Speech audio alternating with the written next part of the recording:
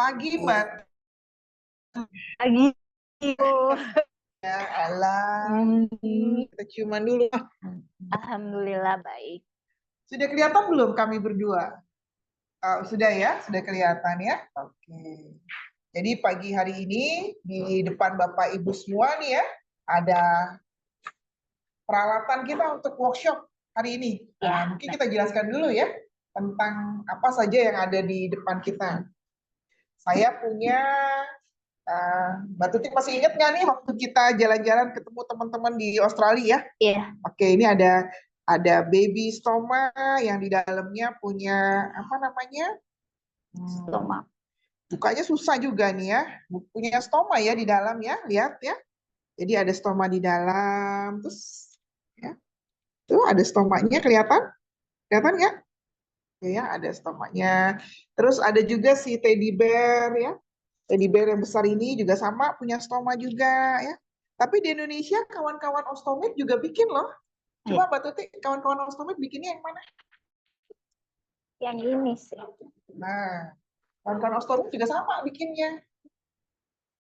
Jadi boneka-boneka lucu ini ya, kesini Mas apa namanya? Adit. Adit ya, boneka-boneka lucu ini simpel sekali buat toko ya, Benar. di toko. Terus kemudian kita pasangin sama. Jadi kalau ada pediatri atau anak yang mau dipasang stoma, kita bisa kasih ke mereka. Ya. Tujuannya itu supaya dia merasa bahwa dia sama-sama punya stoma. Setuju nggak, Mbak Tuti? Betul, jadi nggak merasa sendiri. Nggak merasa sendiri. Karena kalau pada saat kita didiagnosis, terus kemudian bilang, kamu besok dipasang stoma gitu. Rasanya kayak apa waktu itu? Sedih, Bu. Oh, sedih ya? Karena emang nggak tahu stoma itu apa. Cuman dibilanginnya nanti BAB-nya di perut. Terus kemudian kan kalau anak-anak biasanya usia 10 tahun, 8 tahun, dia sudah paham gitu ya, tiba-tiba harus buang air besar di perut ya, karena kasus-kasus misalnya Hirschsprung ya, itu juga bikin miris ya, Benar. apalagi kalau kita dari. Tapi ngomong-ngomong udah berapa lama nih Mbak Tuti apa namanya pakai stoma nih? Kurang lebih 15 tahun. Jadi dulu aku operasi 2008. Oke, lama ya teman-teman semua. Jadi Mbak Tuti sebagai penyandang stoma, senang nggak sih sebenarnya dibilang pasien stoma kalau udah keluar dari rumah sakit? Bukan pasien stoma sih harusnya. Harusnya bukan ya. Jadi Ya. lebih senang dipanggil apa nih? Stomi. Ostomid ya. Jadi sama juga seperti pasien-pasien diabetes juga kan nggak enak dipanggil pasien diabetes, tapi lebih suka dipanggil diabetisi ya.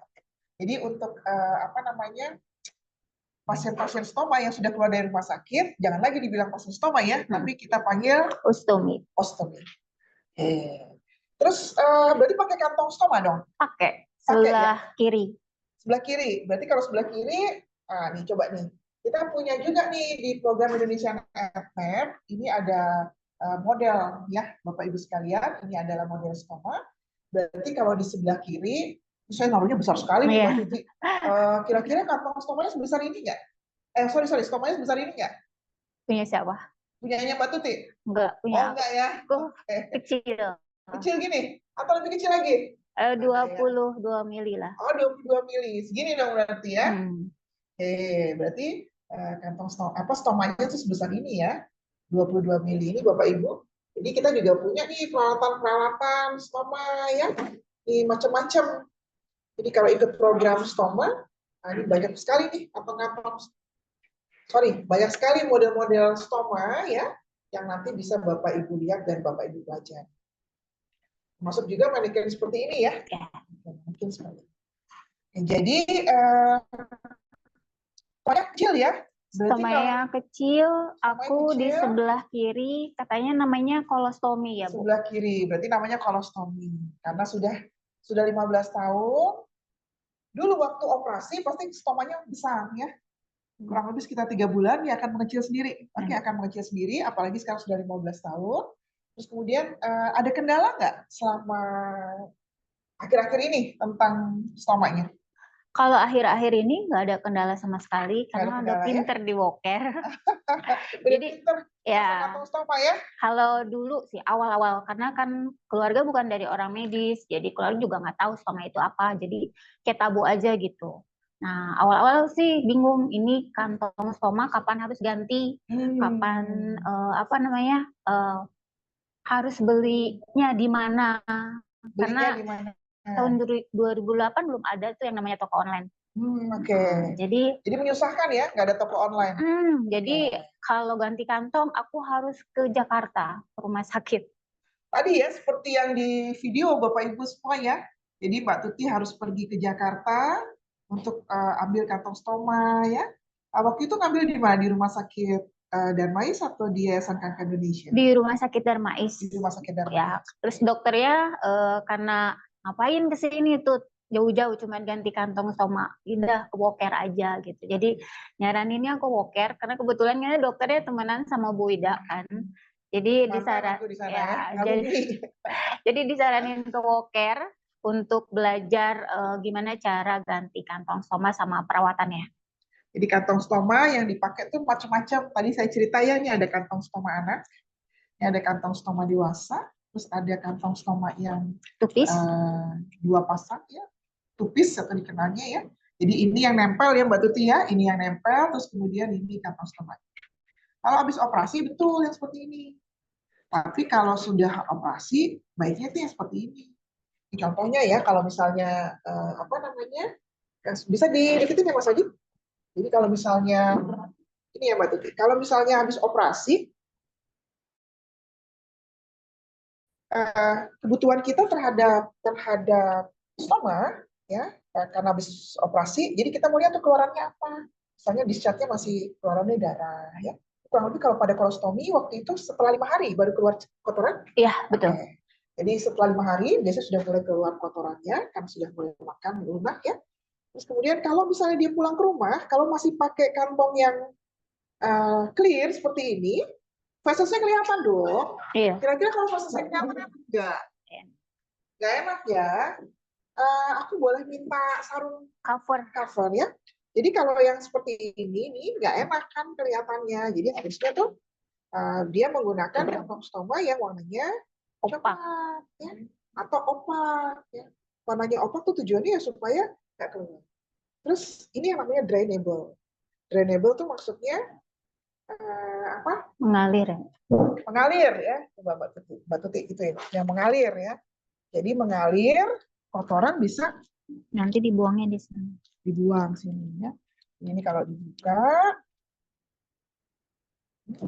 ada baskom nggak? Ini kalau dibuka ya, kita lihatin ya. Kalau pasiennya sendiri sih nggak perlu pakai sarung tangan ya Bapak Ibu ya. Kalau Bapak Ibu pakai sarung tangan silakan. Tapi kalau pasiennya sendiri kita nggak ajarkan pakai sarung tangan. Kita kan kalau buang air besar ya, lagi cebok di kamar mandi pakai sarung tangan nggak? Enggak. Jadi diperlakukan kayak cebok ya Bu ya. Ya, jadi diperlakukan seperti kita habis cebok atau buang air besar. Oke, ini misalnya gini ya. Ini nih yang suka kadang-kadang pasiennya bingung mau dibuang kemana. Nah, kotoran seperti ini, bagusnya ya dibuang sendiri di kamar mandi, ya. Dibuang di kamar mandi. Ya. Terus tampung, dikeluarkan, ya. Diajarkan ke pasiennya, buang. Oke.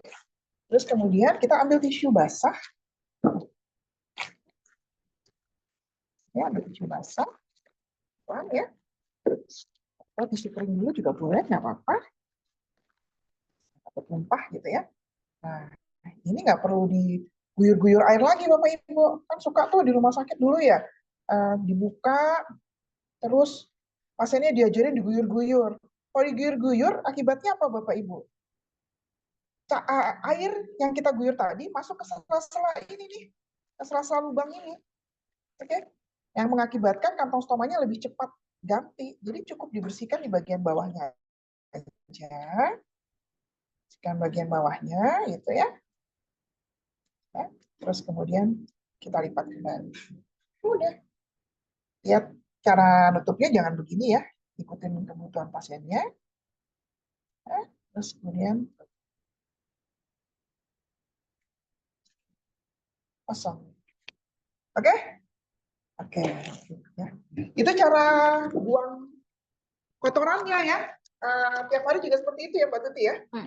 Mbak Tuti sendiri kira-kira kalau ganti kantong Sulit nggak? Bapak Ibu, Mbak Tuti, keberatan nggak kita mau ganti kantong stoma?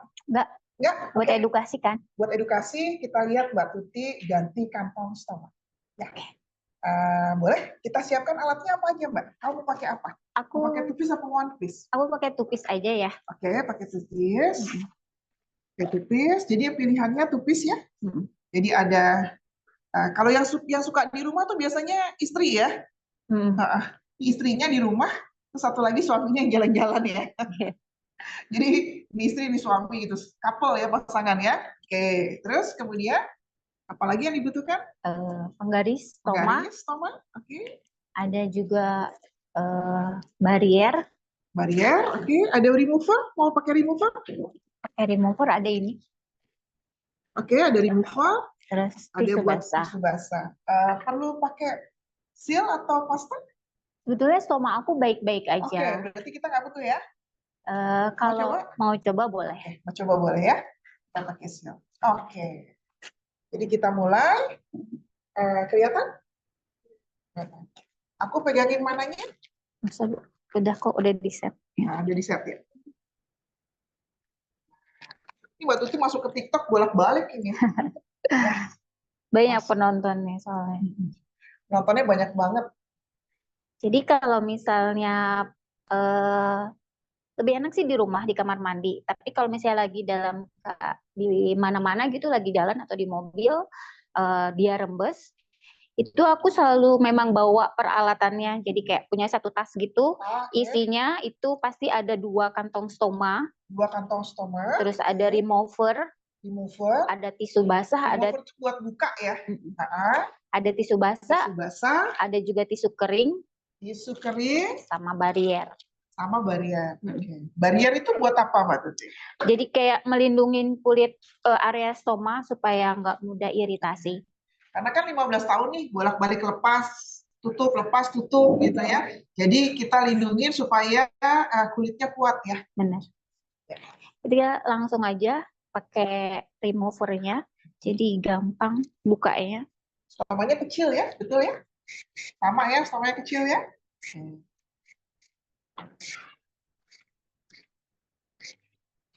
Removernya baunya mint ya. Karena baunya mint, jadi juga menyenangkan. Kadang-kadang pas dicium keluar tuh ada bau gas ya. Jadi kan kurang nyaman. Nah ini baunya mint, jadinya enak. Ini aku lepas. Cara nutupnya tadi lihat langsung ditutup supaya gasnya nggak keluar kemana-mana. Terus ininya jangan dibuang karena ini untuk pemakaian beberapa kali. Tail closure-nya atau penutupnya jangan dibuang. Jadi Bapak Ibu bisa lihat, Jadi Bapak Ibu bisa lihat ya. Stomanya Mbak Tuti kecil, terus kemudian karena sudah 15 tahun ya, jadi ada hiperpigmentasi di sekitarnya, nggak apa-apa, nggak masalah. Stomanya sehat, bagus. Selamat ya Mbak Tuti, stomanya bagus, sehat ya. Alhamdulillah. Punya nama nggak stomanya ini? Punya Bu namanya. Punya nama ya? Siapa Jadi namanya Rose, karena dia kayak bunga. Oke. Aku namain Rose. Jadi kalau misalnya gatel atau kadang rasa kurang nyaman, suka aku usap-usap. Panggil dia, Rose. Iya gitu. Ayu oke, gitu ya. Jangan ini ya, jangan rese ya, jangan nyebelin. Jangan rese ya. Seru. Tenang gitu. Jadi Bapak Ibu yang punya pasien stoma di rumah sakit atau di komunitas yang belum dikasih nama stomanya, ajak pasiennya punya stomanya dikasih nama biar mereka juga happy ya. Jadi Rose ya. Namanya Rose karena bentuknya kecil, kayak bunga kuncup gitu. Ada juga yang namanya Tommy ya. Ya. Ada juga yang namanya David ya, Dev. Ada juga yang namanya Agus ya. Nah, jadi ini. Udah kan karena tadi kan pakai tisu basah, itu agak kering, aku keringin aja. Keringkan ya. Atau aku punya ini nih. Ya. Jadi biar cepet kan, kalau di mana-mana kan harus buru-buru keringnya. Jadi kering ya, kalau Bapak Ibu ya kering ya, rupanya juga kering.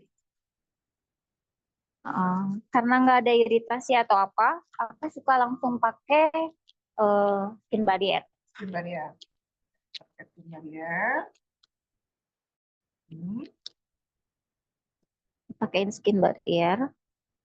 Bapak Ibu lihat skin barrier diusap di kulit sekitarnya. Dan sebetulnya nggak perlu berulang-ulang ya, tapi nggak apa-apa supaya agak tebal. Kalau udah kering, nanti dipakein lagi. Ini Sudah makanya kering. suka pakai ini agak cepat keringnya. Nah, ini bersih.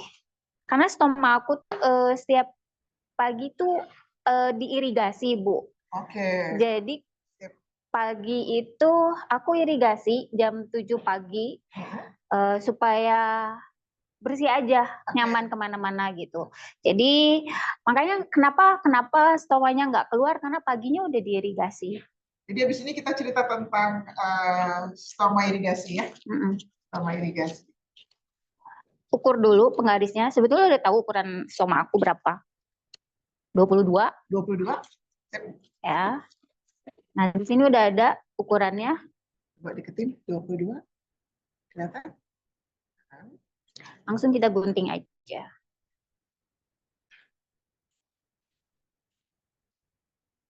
Menurut Ibu, stoma aku ini mendelep gak ke dalam? Ya, stomanya protruding bagus. Apa protruding? Menonjol. Stomanya menonjol bagus, kurang lebih sekitar 1,5 sampai 2 cm. Oke, habis digunting gini kan agak tajam.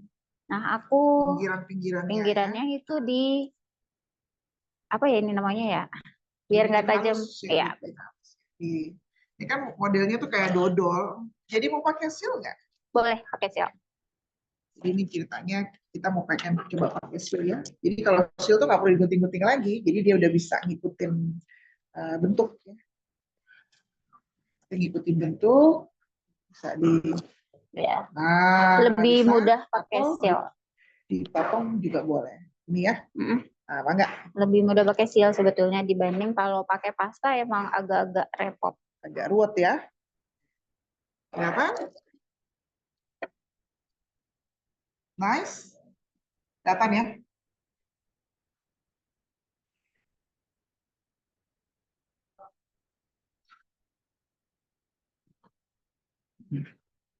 Nah, lalu tinggal kita buka covernya. Tunggu, sebentar. Nah, di beberapa tempat, jadi kalau misalnya kita mau buka langsung juga boleh, karena di sini sudah ada pegangannya. Tapi kalau misalnya nggak ada pegangannya, terus sebentar, kita boleh gunting dulu nih setengah, gitu ya.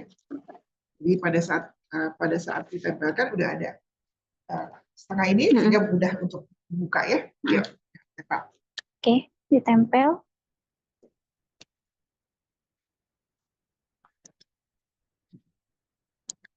Lalu plester yang di sisi kanan kirinya nanti dicopot. Oh, well, jadi oke.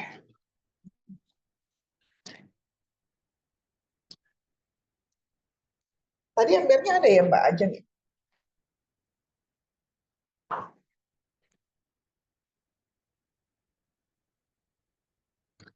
Sudah Rapi ya? Oke, rapi ya? kelihatan. Kelihatan rapi. Lalu kita tinggal ambil Tinggal masang. kantongnya. Oh, kantongnya. Oh iya, Yang oke. ini. Tunggu, Mbak Tuti punya 2 kantong nih Bapak Ibu. Ada yang close ya, tertutup. Terus kemudian ada yang drainable. Jadi pilihannya yang drainable. Drainable. Drainable ada yang pakai apa namanya ini?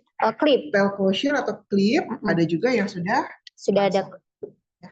Jadi nanti, ini aku ajarin nanti gimana cara ngelipat yang di bawah. Ini langsung kita tempelin aja. Pegang apa namanya? Kupingnya juga boleh atau ditempel diikat apa namanya? Ditekan. Kalau udah kedengar kok berarti udah ngunci. Klik ya. Iya benar. Kayak Tupperware ya, klik gitu ya. Iya. Terus ini tinggal dilipat aja sih sesuai dengan lipatan dia. Kunci. Apa? Ya. Kunci jadi deh. Jadi lalu kan ini ada kupingnya Bu. Ya. Jadi aku pakai bel karena aku naik motor. Oke, karena naik motor ya jagoan ya. Pakai bel.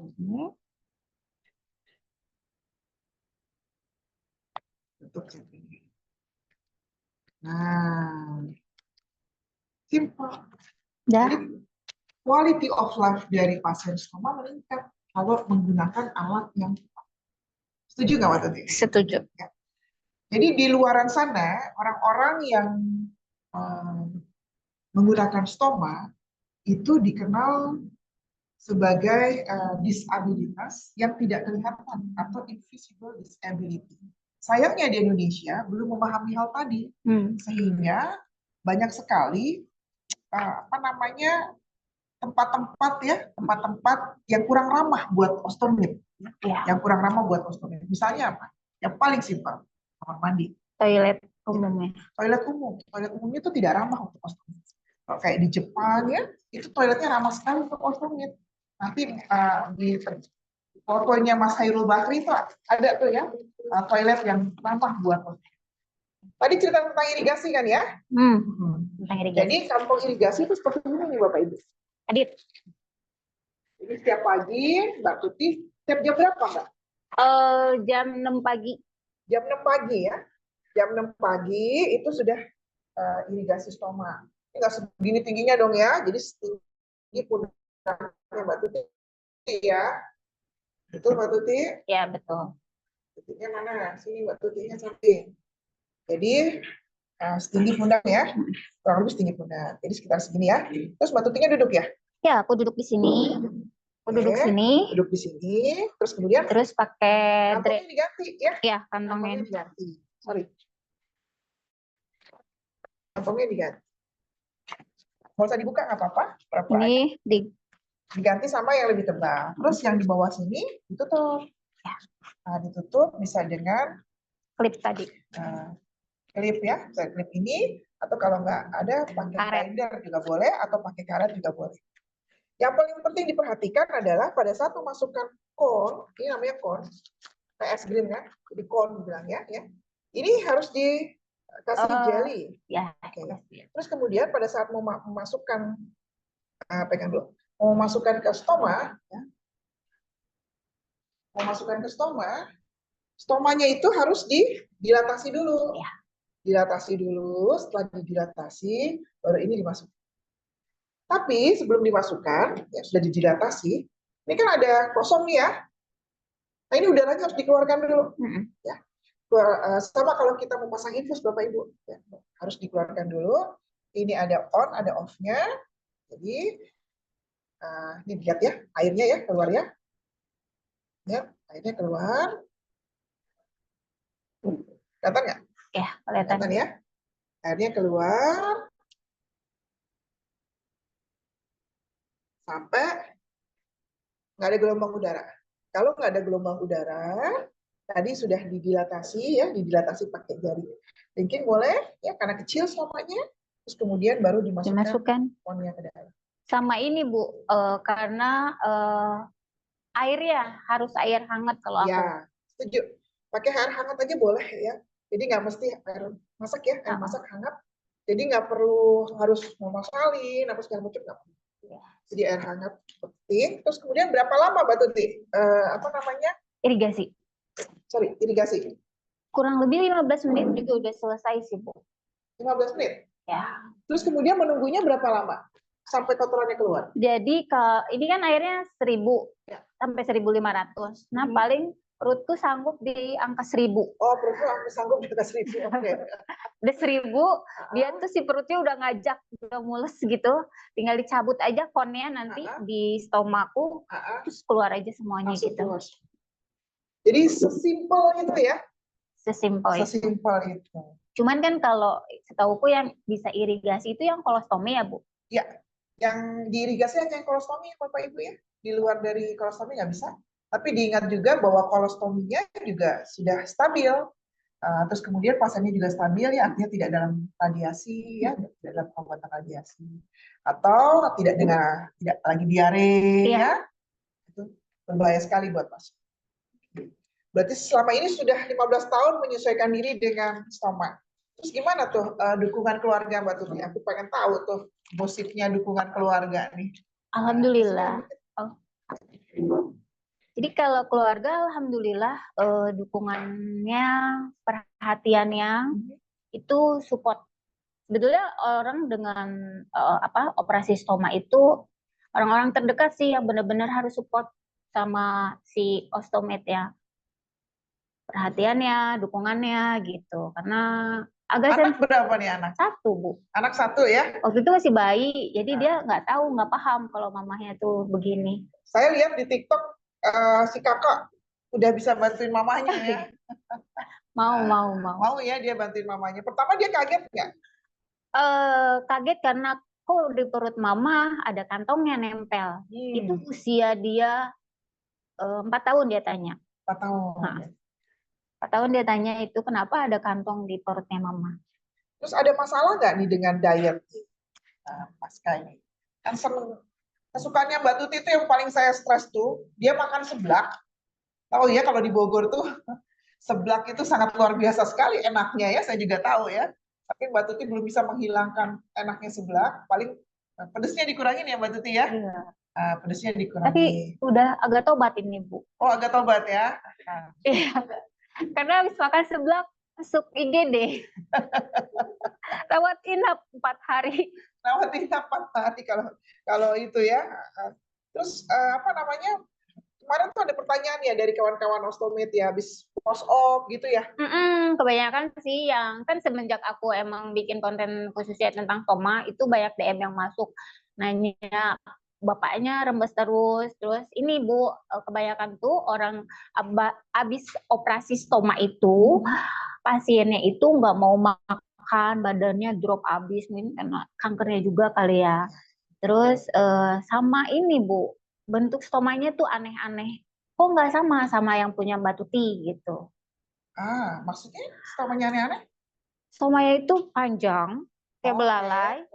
Terus ada juga stomanya itu yang mendelep ke dalam nggak kelihatan. Jadi gimana nggak stres karena sehari bisa 4 sampai 5 kali ganti. 4 sampai 5 kali ganti. Tadi juga ada pertanyaan tuh di audiens ya. Kalau misalnya stomanya mendelep, berarti pilihan kantong stomanya, Mas Adit bisa dilihatin nggak? Jadi pilihan kantong stomanya itu kan ada 2 ya. Ada yang datar, Bapak Tuti pegang yang datar. Ya. Datar tuh. Flat ya. Flat. Okay. Terus satu lagi tuh ada yang convex. Lihat ya, gelembung gitu. Nah, kalau dia retraksi, biasanya kita kasih yang gelembung. Tujuannya supaya pada saat kita penekanan gitu, ya, terus stomanya menonjol keluar. Jadi memang kita anjurkan seperti itu buat pasien-pasiennya. Dan bentuknya memang agak beda ya. Agak beda. Sebenarnya agak susah memang nyarinya di Indonesia yang kayak gini. Ya, betul. Jadi kasus-kasus seperti ini agak rumit. Nah, balik lagi tadi tuh ke diare. Kemarin kan ada anjuran dari teman-teman dokter kita ya. Mbak Tuti disuruh minum antioksidan ya. Betul. Nah, udah cobain belum pagi ini? Udah sih, selama 2 minggu ini aku udah coba ini. Dan menurutku nih, selain rasanya juga yang enak, kayak yogurt aja gitu. Pagi ini udah belum? Udah tadi. Jadi aku minum ini abis minum air putih, Bu. Habis minum air putih sekitar 500 ml, air putih anget sih kalau bangun tidur. Terus minum ini, karena aku baca ini memang antioksidan baik untuk pasien-pasien dengan riwayat cancer. Jadi kalau misalnya ada antioksidan lain, kalau misalnya mau diminum ya pasien-pasien kita boleh-boleh aja, silahkan. Tapi kebetulan Mbak Tuti minum yang ini. Ya, aku minumnya yang ini. Karena di adanya antioksidannya bolehnya. Yang aku rasain sih sebetulnya memang jadi BAB-nya lebih lancar. Dan udah 2 minggu ini aku nggak irigasi karena pagi-pagi udah keluar aja. Kalau udah keluar banyak, ngapain diirigasi lagi? Jadi sebenarnya irigasi juga butuh waktu cuma sebentar kok, 4 bulan aja. Tapi kalau sudah terbiasa, tujuan irigasi adalah melatih khususnya supaya biasa. Tapi kadang-kadang suka nggak lampias ya. Terpola ya, jadi BAB-nya terpola. Karena nggak lampias, jadinya nggak enak ya. Kayaknya ada yang apa sih namanya, mampet gitu ya. Karena jorok makannya. Aku bingung deh kalau udah ngomongnya jorok makannya. Biasanya gitu. Kalau mampet itu pas gitu. Ya, kalau udah mampet, begah, ini aku habis kan mie nyolong-nyolong. Makan mie nyolong-nyolong ya. Jadi kalau biasanya teman-teman yang di rumah sakit biasanya habis post op memang anjurannya makan makanan yang tinggi protein ya. Iya. Makan makanan yang tinggi protein. Kemarin juga nyoba ya. Nyoba susu ini juga coba. Menurutku sih dia enak juga sih rasanya. Eh, tapi dia manis. Manisnya itu dari apa ya, Bu? Manisnya bukan dari gula, tapi dari daun apa ya? Aku juga lupa. Blueberry ya. Ya, tapi isinya dari blueberry gitu ya. Blackberry ya, Bro. Berry, sorry. Nah, itu bisa nanti di search lah, banyak juga Iya, riset-risetnya. karena ini memang suplemen makanan. Suplemen. Eh, Jadi sebetulnya ostomate itu juga dianjurkan untuk konsumsi suplemen, itu juga dianjurkan untuk memperbaiki nutrisi. Nanti kita tanya sama Mbak Riza tuh, beliau kan ahli gizi ya, pastinya dia juga paham ya kebutuhan suplemen, karena kita nggak mungkin kan makan makanan yang sangat banyak sekali gitu ya, juga nggak. Terus juga buat aktivitas, udah nyobain juga untuk aktivitas? untuk aktivitas belum. Aku Oh, baru belum. coba ini Oke. aja dua. Jadi kalau gitu boleh minta apa namanya gelas isi air gitu. Saya Mama Putih mau minum. Ini supaya nggak ngantuk kita. Jadi kegiatan Mbak Tuti apa aja sehari-hari di Buka Indonesia? Jadi Mbak Tuti ini ada di resepsionis di Buka Indonesia. Jadi tugasnya tuh banyak sekali ya. Terus kemudian dia juga sekretaris dari Indonesian Ostomy Association ya di Buka. Terus kemudian sahabat ostomi itu ada berapa banyak? Kalau untuk ostomed Bogel, ostomed khususnya yang di Bogor itu udah kurang lebih 50. Sekitar 50. Terus Mbak Tuti ini juga rajin ya bikin konten di sosial media dan sudah FYP loh Bapak Ibu. Berapa udah Followers. followersnya? Oh, 23.000 sih, Bu. Followersnya 23.000. Kalah loh aku loh ya.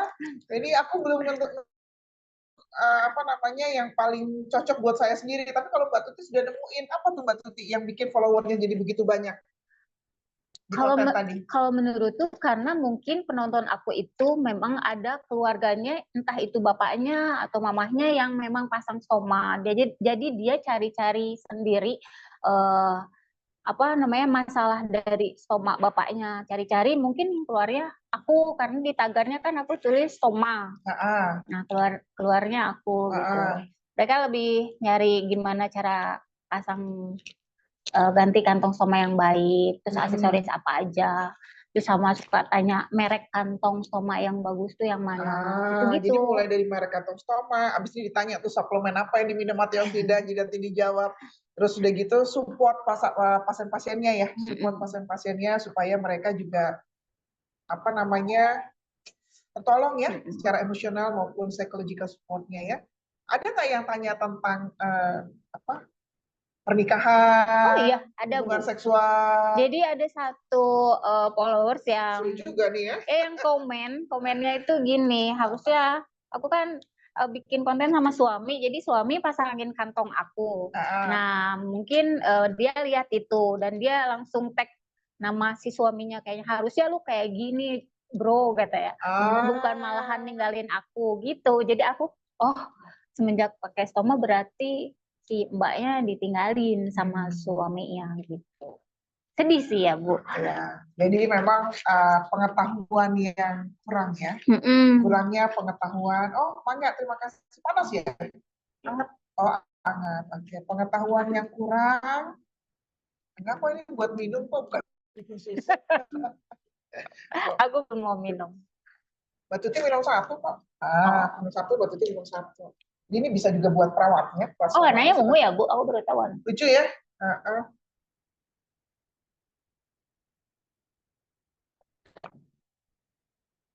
Enak. Semoga hari ini energiku lebih baik. Susah nih kalau FYP 23.000 nih Mbak Riza ya. Jadi memang tadi kita kembali lagi, kita punya pasangan, bukan berarti kalau kita sakit atau kita ada kesusahan atau masalah, terus kemudian ditinggal.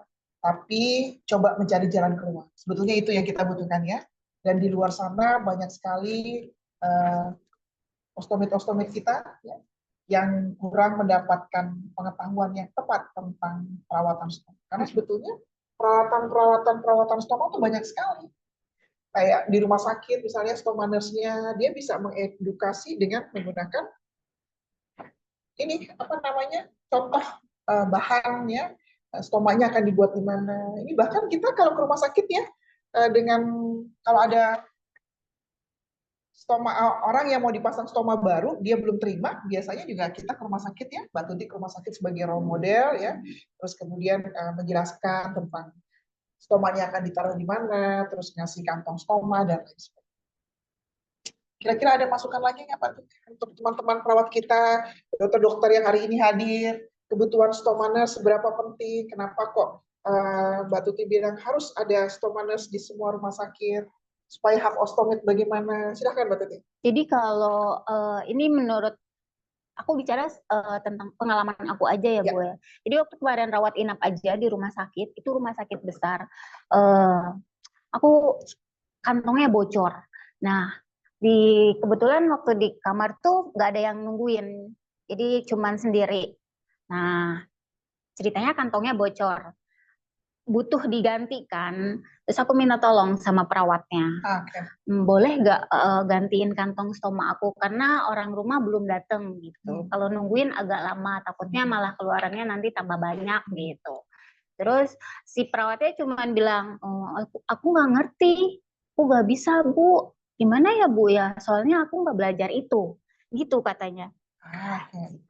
Aku mau, iya, jadi gimana ya mau ganti mau ganti kantong stoma, sedangkan tangan aku diinfus, karena kan harus gunting si wafernya kan, tangan aku diinfus, jadi, aduh gimana sih ini kok pada gak bisa, jadi aku berpikiran, oh ternyata nggak semua perawat itu tahu dan mengerti tentang stoma, gitu. Jadi aku ya udah nunggu orang rumah aja datang untuk ganti kantong stomanya.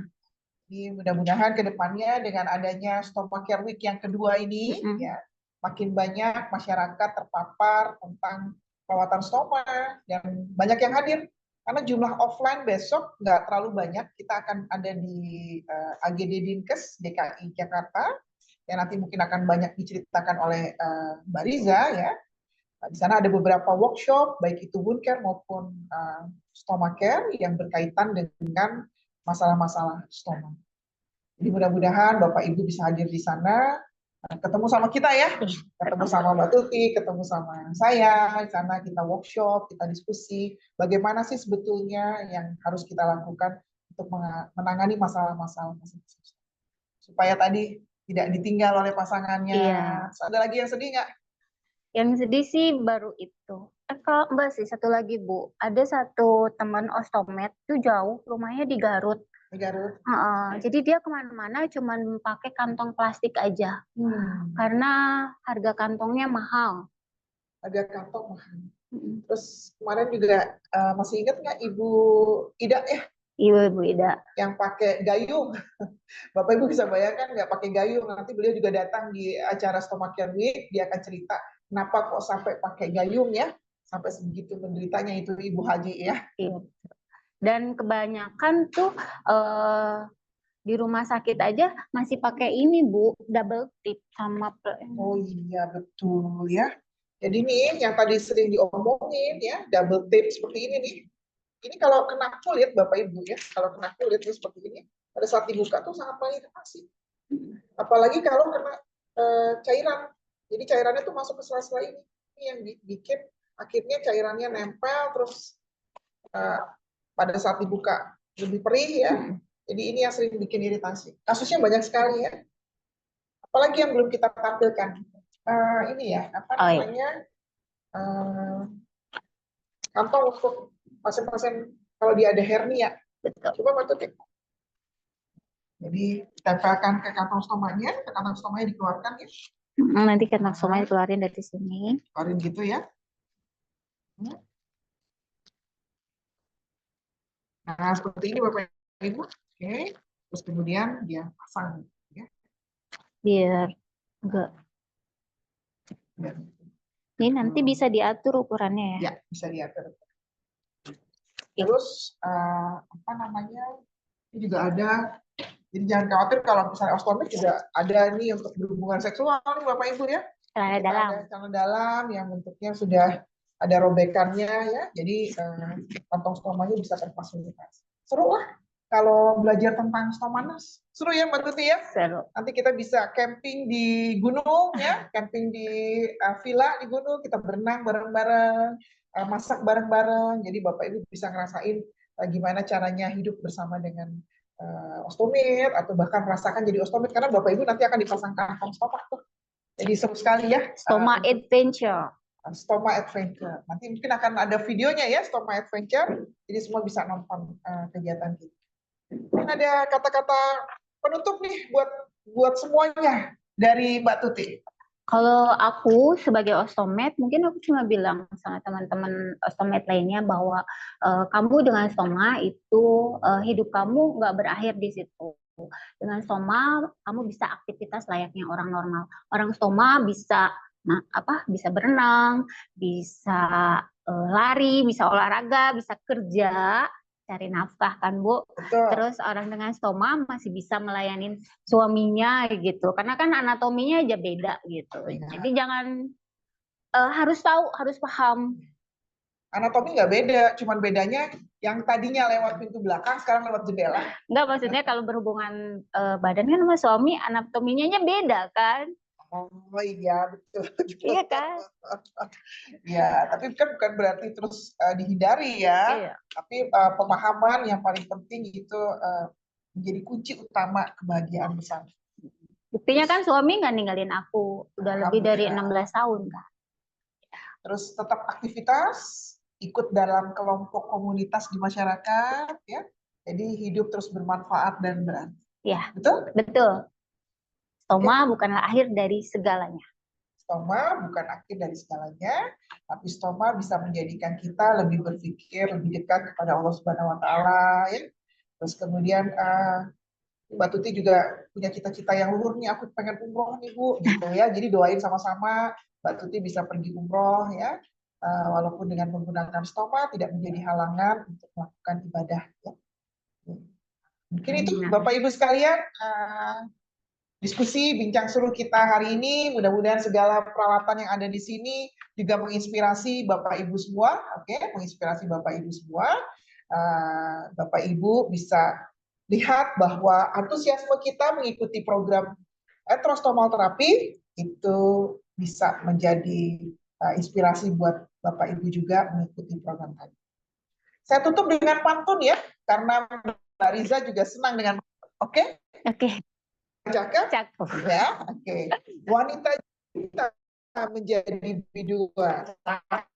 Cakep. Bingung kenapa? Cakep. Terima kasih Tuan dan Tuan. Cakep. Semoga acara hari ini, workshop hari ini membawa manfaat. Cakep. Wabillahi taufiq wal hidayah. Assalamualaikum warahmatullahi wabarakatuh.